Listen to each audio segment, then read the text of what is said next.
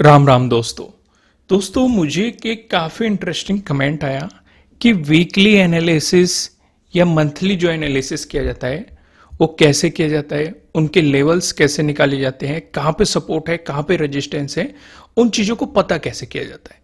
तो मैं आपके सामने ही वीकली एनालिसिस करूंगा, बैंक निफ्टी का भी, फिर निफ्टी का भी, निफ्टी 50 का भी, मंथली पे भी डिस्कशन करेंगे। और साथ के साथ मैं आपको बताता भी रहूंगा कि आपको किस तरीके से नज़र रखनी चाहिए, किस तरीके से मार्केट को ऑब्जर्व करना चाहिए। जैसे कि आप देखेंगे यहाँ पे बैंक निफ्टी का चार्ट लगा हुआ है, ध्यान से आपको दिखाई दे रहा होगा। ध्यान से अगर आप नोटिस करेंगे, हम ये देख रहे हैं कि मार्केट यहाँ पे गिरा, उठा, फिर गिरा, फिर उठा, फिर गिरा, इस तरह के एक मोमेंटम नजर आ रहा है। तो हम एक पॉइंट को पकड़ेंगे, दूसरे पॉइंट को पकड़ेंगे और इसे मिला देंगे और आगे एक्सटेंड कर देंगे, तो हमें एक ट्रेंड लाइन मिल जाएगी। ठीक है, कैसे ड्रॉ करना है वो अभी मैं आपको दिखाता हूं। यहां पे हम देख रहे हैं मार्केट ने एक हाई बनाया, फिर गिर गया, फिर एक हाई बनाया, फिर गिर गया, फिर एक हाई बनाया, फिर गिर गया, फिर अभी मार्केट एक मोमेंटम में चल रहा है। तो क्या यहां पे भी ट्रेंड लाइन मिल सकती है? बिल्कुल हम देखेंगे, मिल भी सकती है, नहीं भी मिल सकती है। हम पहले हाई को पकड़ा, लो को पकड़ा, तो हमने देख लिया कि भाई ट्रेंड लाइन तो मिल रही है। दिखाई दे रहा है कि नहीं? कैसे ड्रॉ की? भाई मैंने एक हाई पकड़ा, फिर दूसरा पॉइंट पकड़ा और उसे आगे एक्सटेंड कर दिया। हम देख रहे हैं कि ट्रेंड लाइन आपको मिल रही है। तो अगर यहां से मोमेंटम आता है तो प्रोबेबिलिटी हो सकती है कि रेजिस्टेंस ये बने। अगर यहां से डाउन साइड मोमेंटम आता है तो प्रोबेबिलिटी हो सकती है कि सपोर्ट जोन आपके लिए ट्रेंड लाइन बनती हुई दिखाई दे। सिंपल सी चीज हमें पता चल गई। दूसरी चीज हम क्या देख रहे हैं, हम ये देख रहे हैं कि मार्केट यहां पे जाता है, फिर गिर जाता है, यहां पे जाता है, फिर गिर जाता है। ये दिखाई दे रहा है कि नहीं? तो इसका मतलब यहां पे एक रेजिस्टेंस एरिया है, तो हम इसे भी ड्रॉ कर सकते हैं। दो तरीके से ड्रॉ कर सकते हैं। या तो आप यहां से एक हॉरिजेंटल लाइन उठा सकते हैं, फिर हॉरिजेंटल रे उठा सकते हैं। हॉरिजेंटल रे उठाएंगे तो जहां से आप इसे ड्रॉ करेंगे उससे आगे का दिखाएगा। अगर आप यहां से एक हॉरिजेंटल लाइन दिखाएंगे, उठाएंगे और इसे ड्रॉ करेंगे तो आपको पीछे का भी दिखाई दे जाएगा कि पीछे कहीं सपोर्ट रेजिस्टेंस था कि नहीं था। अभी मैं इसे हॉरिजेंटल लाइन को हटा देता हूं, क्योंकि हॉरिजेंटल लाइन मैंने आपको कई बार एनालिसिस वीडियो में भी ड्रॉ करके दिखाई है। फिलहाल मैं आपको ये समझाने की कोशिश करता हूं। दूसरा, हम यहाँ पे ये भी ऑब्जर्व कर रहे हैं कि यहाँ पे बार बार सपोर्ट लेके मार्केट बाउंस कर रहा है, अभी ट्रेंड लाइन को टच नहीं किया है। यानी कि ट्रेंड लाइन से पहले भी एक इंपॉर्टेंट सपोर्ट एरिया है। तो हम यहां से एक और हॉरिजेंटल रे उठाएंगे और यहां पे ड्रॉ कर देंगे। ये हो गई हमारी हॉरिजेंटल रे। ठीक है, तो अब हमें एक रेंज मिल गई। हम ये देख रहे हैं कि ऊपर इसी रेंज में रेजिस्टेंस की तरह एक्ट कर रहा है, नीचे इसी रेंज में सपोर्ट की तरह एक्ट कर रहा है।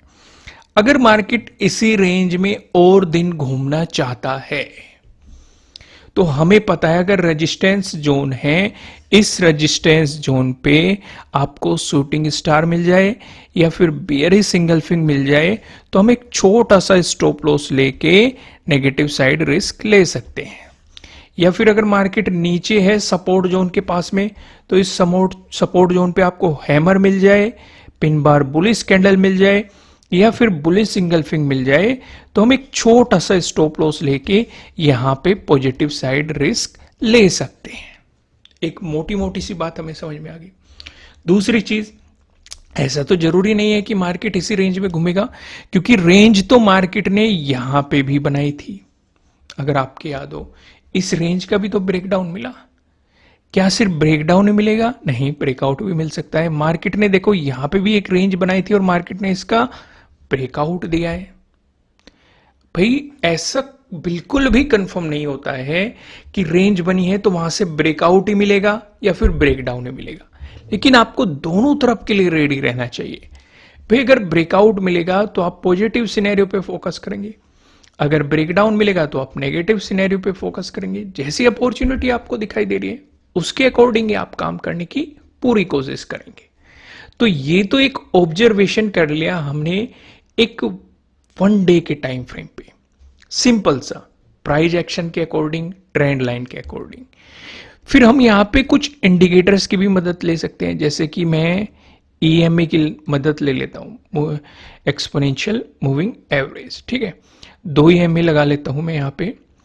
एक ले लेता हूं 50 बड़े टाइम फ्रेम पे ओके, और एक ईएमए मैं ले लेता हूं यहां पे 200। इसका कलर मैं चेंज कर देता हूं दूसरा। ओके, ब्लैक कर दिया मैंने। ओके, तो अब यहां पे इसका भी ऑब्जर्वेशन करो। भाई हम क्या देख रहे हैं, वन डे के टाइम फ्रेम पे मार्केट पहले सपोर्ट कहां ले रहा है, 200 एक्सपोनेंशियल मूविंग एवरेज पे। लेकिन कब, किस सिचुएशन में, जब ये अपने 50 एक्सपोनेंशियल मूविंग एवरेज का ब्रेकडाउन देके वहां पे रेजिस्टेंस की तरह एक्ट कर रहा है, तब वो सपोर्ट कहां ले रहा है, 200 एक्सपोनेंशियल मूविंग एवरेज पे। नहीं तो वो नॉर्मली कहां पे सपोर्ट लेके बाउंस कर रहा है, वो अपने 50 एक्सपोनेंशियल मूविंग एवरेज पे ही सपोर्ट लेके बाउंस कर रहा है। लेकिन अभी का जो सिनेरियो हम देख रहे हैं कि यहां पे रेजिस्टेंस की तरह एक्ट कर रहा है, तो रेजिस्टेंस की तरह एक्ट यहां पे भी कर रहा था। तो पहली प्रोबेबिलिटी क्या कहती है कि मार्केट कहां तक आ सकता है अगर ये इस पे ही रेजिस्टेंस की तरह एक्ट करता रहा, तो अपने 200 एक्सपोनेंशियल मूविंग एवरेज पे आ सकता है। पहली चीज हमें समझ में आ गई।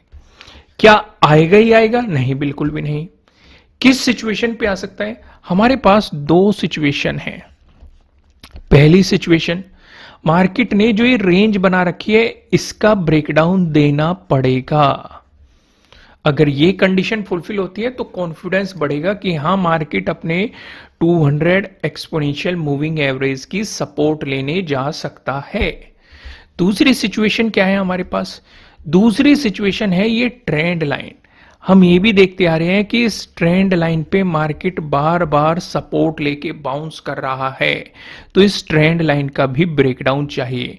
अगर ये दोनों कंडीशन फुलफिल होती है तो फिर हमारे लिए नेक्स्ट सपोर्ट की पॉसिबिलिटी कहां हो सकती है, 200 एक्सपोनेंशियल मूविंग एवरेज पे।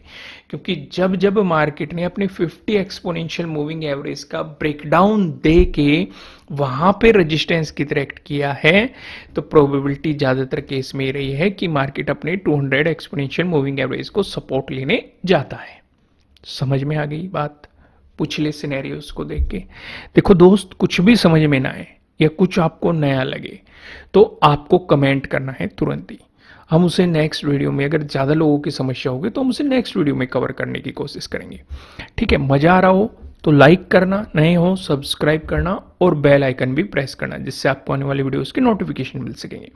फिलहाल मैं आपको एक छोटी सी जानकारी दे दूं, 60% का ऑफ चल रहा था, तो अलग से मैंने आपको ये लिए 15% का कूपन और दे दिया है रक्षाबंधन की खुशी में। आप सभी को रक्षाबंधन की बहुत बहुत शुभकामनाएं। तो आप जैसे ही कोर्स पे जाएंगे, नीचे डिस्क्रिप्शन में आपको लिंक मिल जाएगा, तो आपको इस कूपन पे क्लिक करना पड़ेगा, वहीं पे कूपन आपको मिल जाएगा। नहीं तो आपको डालना है लर्न 40 और लर्न 70, ये आपको डालना पड़ेगा। जहां पे भी कूपन का ऑप्शन दिखाएगा वहां पे आप लर्न 70 डालेंगे तो आपको एक्स्ट्रा ऑफ भी मिल जाएगा। तो फिलहाल इस रक्षाबंधन को एंजॉय कीजिए, इन कूपन्स का भी फायदा उठाइए, इस ऑफर का भी फायदा उठाइए और अपनी लर्निंग को स्ट्रॉन्ग कीजिए। अगर आप मेरे सेटअप और स्ट्रेटेजी सीखना चाहते हैं तो नीचे डिस्क्रिप्शन में एप्लीकेशन का लिंक है। आइए फिलहाल हम वापस यहीं पे आते हैं। तो यहां पे मैं आपको क्या समझा रहा था कि अगर मार्केट को अपने 200 एक्सपोनेंशियल मूविंग एवरेज पे जाना है तो इसे इस रेंज का भी ब्रेकडाउन देना पड़ेगा और इस सपोर्ट लाइन का भी ब्रेकडाउन देना पड़ेगा, तभी नेगेटिव साइड ज्यादा कॉन्फिडेंस आएगा। समझ में आ गई आपको बात। आइए अगर हम टाइम फ्रेम चेंज करें, हम 1 मंथ के टाइम फ्रेम पे जाए तो हमें क्या दिखाई दे रहा है, यहां पे हमें साफ साफ दिखाई दे रहा है कि अभी मार्केट ने अपने 50 एक्सपोनेंशियल मूविंग एवरेज से काफी दूर है। भाई यहां पे 50 एक्सपोनेंशियल ऊपर गया, फिर टच करने आ गया, फिर ऊपर गया, फिर टच करने आ गया, फिर ऊपर गया, फिर टच करने आ गया, फिर ऊपर गया, फिर टच करने आ गया। यहां से ऊपर ही ऊपर चल रहा है। यहां पे एक बार टच करने आया था लेकिन फिर मार्केट बाउंस कर गया था। तो यानी कि प्रोबेबिलिटी है कि कभी भी ये अपने किसे 50 एक्सपोनेंशियल मूविंग एवरेज को टच करने आ सकता है, सपोर्ट लेने आ सकता है, अगर हम पिछले सिनेरियोस को देखें। ठीक है, हमें बड़े टाइम फ्रेम पे वो दिखाई दे रहा है। दूसरा क्या दिखाई दे रहा है हमें बड़े टाइम फ्रेम पे, हमें बड़े टाइम फ्रेम पे ये दिखाई दे रहा है कि गिरावट आ रही है। फिर से समझो, गिरावट आ रही है लेकिन बायर्स भी काफी एक्टिव है। अगर आप विक को देखोगे तो एकदम से बाइंग भी आपको यहां पे आती हुई दिखाई दे रही है। और जब आपको इस तरह की विक देखने को मिलती है तो आपको मार्केट में मोमेंटम देखने को मिलता है। इस एरिया में आपको कैंडल्स में नीचे लोअर विक देखने को मिलती है, उसके बाद देखो मार्केट ने काफी बेहतरीन मोमेंटम दिया। इस एरिया में देखो, फिर आप इस एरिया में देख सकते हैं मार्केट ने काफी बेहतरीन मोमेंटम दिया। फिर यहाँ पे आप कोविड के टाइम पे देख सकते हैं बार बार बाइंग आ रही थी तो मार्केट ने काफी बेहतरीन मोमेंटम दिया। तो जब भी आपको लोअर साइड में विक दिखाई दे रही है तो मार्केट की प्रोबेबिलिटी है कि भाई उसमें बायर्स एक्टिव है और कहीं ना कहीं आपको मार्केट को ऊपर की तरफ पुश करके ले जा सकते हैं, प्रोबेबिलिटी है। समझ में आ गया। आइए दूसरा एनालिसिस करते हैं। अब चलते हैं निफ्टी 50 पे। निफ्टी 50 पे हमें यहां पे भी एक सिनेरियो साफ नजर आ रहा है। हमें एक रेंज दिखाई दे रही थी यहां पे, ध्यान से देखो रेंज दिखाई दे रही है कि नहीं। ये मैंने आपको निफ्टी 50 वाली वीडियो में भी समझाया था। अगर आप देखेंगे ऊपर की तरफ रेजिस्टेंस दिखाई दे रहा है। ट्रेंड लाइन कैसे ड्रॉ करते हैं मैंने आपको बता दिया है, एक हल्का सा हिंट दे दिया है। ज्यादा डिटेल में समझना है तो मैंने अलग से वीडियो प्रोवाइड की हुई है, वो जाके आप देख सकते हैं। ट्रेंड लाइन वहां पे ड्रॉ करके बताई गई। नीचे सपोर्ट ले रहा है मार्केट, अगर इसी रेंज को फॉलो करेगा तो आप यहां पे नेगेटिव साइड प्लान कर सकते हैं और यहां पे पॉजिटिव साइड प्लान कर सकते हैं। लेकिन प्लस बात क्या है कि मार्केट ने जो एक रेंज बना रखी थी उसका ब्रेकआउट दे दिया। अगर इसके बाद फॉलोअर कैंडल मिल गई तो मार्केट ने जो एक गैप डाउन ओपनिंग दी थी इसे गैप को फिल कर सकता है। तो हमें बैंक निफ्टी के कंपैरेटिवली निफ्टी 50 ज्यादा स्ट्रॉन्ग दिखाई दे रहा है, क्लियर दिखाई दे रहा है। भाई वहां पे तो एक साइडवेज मोमेंटम चल रहा है, यहां पे साइडवेज जरूर था लेकिन ये धीरे धीरे धीरे धीरे ऊपर की तरफ बढ़ रहा था। वहां पे जो चैनल का फॉर्मेशन हमें मिल रहा है मैं आपको दिखाई दे देता हूं। ये पैरेलल फॉर्मेशन है, ये एक पैरेलल फॉर्मेशन है। और यहां पे आप देखेंगे जो ये भी पैरेलल है लेकिन ये अपवर्ड साइड है, यानी कि धीरे धीरे मार्केट कहीं ऊपर की तरफ मूव कर रहा है। मार्केट में बायर्स एक्टिव है। दूसरा हम क्या देख रहे हैं कि इस एरिया पे जब मार्केट गया गिरावट आई, फिर जब इसका ब्रेकआउट दिया इसे रिटेस्ट करने आया, 2 बार सपोर्ट लेके बाउंस कर गया। फिर जब मार्केट में गैप डाउन ओपनिंग हुई इस एरिया से रिजेक्शन लिया गया, यानी कि ऊपर की तरफ इस एरिया का रोल हो सकता है। तो क्यों ना इसे मार्क कर ले। 24,800 आपके लिए इंपॉर्टेंट रेजिस्टेंस रहेगा। फिर अगर इसका ब्रेकआउट देके मार्केट ऊपर चलता है, अगर आपको नहीं पता कहां पे रुक सकता है तो पहली प्रोबेबिलिटी ये है अगर इसका भी ब्रेकआउट दे दिया फिर आपके लिए मार्केट इस एरिया में जाएगा 25,000 के। भाई राउंड लेवल भी है और रिजेक्शन भी दिखाई दे रहा है, प्राइस एक्शन के अकॉर्डिंग रेजिस्टेंस भी दिखाई दे रहा है। जब इसका ब्रेकआउट दिया था इसका सपोर्ट भी मार्केट ने लिया था। चलो ये तो ऊपर का डिस्कशन हो गया। ऐसा जरूरी तो नहीं है कि मार्केट ऊपर ही ऊपर जाएगा। भाई यहां पे इस चैनल का भी तो फॉर्मेशन कर सकता है, तो अगर नीचे आएगा तो आपके लिए नीचे ये सपोर्ट लाइन है। चलो इसका भी ब्रेकडाउन दे दिया तो प्राइस एक्शन के अकॉर्डिंग इस एरिया में सपोर्ट लाइन है। भाई पहले यहां पे रेजिस्टेंस की तरह एक्ट किया, ब्रेकआउट मिल गया तो यहां पे सपोर्ट की तरह एक्ट किया, फिर से ब्रेकडाउन मिला, रेजिस्टेंस की तरह एक्ट किया, ब्रेकआउट मिला, सपोर्ट की तरह एक्ट किया। और आज की कैंडल भी यानी कि जो लास्ट सेशन हुआ है उसकी कैंडल भी इसी एरिया में सपोर्ट लेके गई है। तो यानी कि 24,200 पे अगला इंपॉर्टेंट सपोर्ट जोन रहेगा। समझे कि नहीं। इसका ब्रेकडाउन मिला, फिर प्राइस एक्शन के अकॉर्डिंग सपोर्ट यहां पे दिखाई दे रहा है। भाई राउंड लेवल भी है और प्राइस एक्शन के अकॉर्डिंग भी सपोर्ट दिखाई दे रहा है। समझ में आ गई बात, क्लियर हो गई। 1 मंथ के टाइम फ्रेम पे देख लेते हैं। अगर आप 1 मंथ के टाइम फ्रेम पे जाएंगे तो आपको सिचुएशन यहां पे दिखाई देगी, इसमें भी बुलिशनेस है। अभी यहां से भी आपको कोई नेगेटिव इंडिकेशन नहीं दिखाई दे रहा है। फिलहाल सिचुएशन कुछ भी बदल जाए लेकिन फिलहाल सिनेरियो बिल्कुल भी नहीं दिखाई दे रहा है। अगर आप बड़े टाइम फ्रेम पे जाके देखेंगे, हाँ यहां पे एक रुकावट जरूर बनी थी, मार्केट कंफ्यूज था, लेकिन फिर इसका भी मार्केट ब्रेकआउट देके मार्केट ने एक मोमेंटम सीधे सीधे आपको दे दिया था। आगे बढ़ते हैं, फिर निफ्टी पे नजर डालते हैं। फिर निफ्टी की भी सिचुएशन कुछ बैंक निफ्टी जैसी है। इसने भी एक पैरेलल रेंज का ही फॉर्मेशन किया हुआ है। नीचे 22,500 पे एक इंपॉर्टेंट सपोर्ट दिखा रही है और ऊपर की तरफ इस एरिया में एक इंपॉर्टेंट रेजिस्टेंस दिखा रही है। तो अगर इसका आपको ब्रेकआउट मिलता है तो फिर मार्केट इस गैप को फिल करेगा और 23,250 आपके लिए अगला इंपॉर्टेंट क्या हो सकता है, रेजिस्टेंस हो सकता है। अगर मार्केट इसका ब्रेकआउट देगा फिर आपके लिए अगला इंपॉर्टेंट रेजिस्टेंस इस एरिया में हो सकता है, क्योंकि पहले भी आप देखेंगे मार्केट ने इस एरिया में एक मजबूत सपोर्ट दिखाया है और जब इसका ब्रेकडाउन दिया तो यहां पे एक इंपॉर्टेंट रेजिस्टेंस बन के आया है। और मैंने आपको समझाया हुआ है कि अगर कोई इंपॉर्टेंट सपोर्ट है, ब्रेकडाउन मिलता है तो उसकी रेजिस्टेंस की तरह एक्ट करने की प्रोबेबिलिटी बढ़ जाती है।